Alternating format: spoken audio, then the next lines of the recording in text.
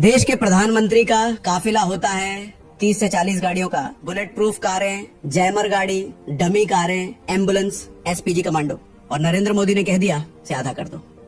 तो आज समझते हैं कि ये फैसला क्यों हुआ, इसके पीछे क्या है और ब्लू बुक क्या होती है जिसका नाम इसमें आया। बात यह है कि मिडिल ईस्ट के युद्ध का असर पूरी दुनिया की अर्थव्यवस्था पर पड़ रहा है, भारत पर भी है। इसीलिए पीएम मोदी ने देश से अपील की, पेट्रोल डीजल कम जलाओ, सोना कम खरीदो, विदेशी मुद्रा बचाओ और उसके साथ ही खुद के काफिले में भी 50% गाड़ियां कम करने का आदेश दे दिया। स्पेशल प्रोटेक्शन ग्रुप यानी एसपीजी को यह निर्देश गया। साथ ही कहा गया कि जो ईवी गाड़ियां हैं उन्हें काफिले में लाओ, लेकिन नई गाड़ियां मत खरीदो। और असर ये हुआ कि योगी आदित्यनाथ, मध्य प्रदेश के सीएम, राजस्थान सीएम और अमित शाह सबने अपने अपने काफिले आधे कर लिए। अब समझो ब्लू बुक क्या है। ये गृह मंत्रालय का एक गोपनीय दस्तावेज है जिसमें राष्ट्रपति, उपराष्ट्रपति और पीएम की सुरक्षा के सख्त नियम लिखे होते हैं। रूट से लेकर झंडा लगाने तक सब इसी में तय होता है। और पीएम ने साफ कहा कि काफिला कम होगा, लेकिन ब्लू बुक के नियमों से कोई समझौता नहीं होगा। अब विपक्ष का सवाल है कि ये अपील चुनाव के बाद ही क्यों आई। ये सवाल जायज भी है और राजनीतिक भी।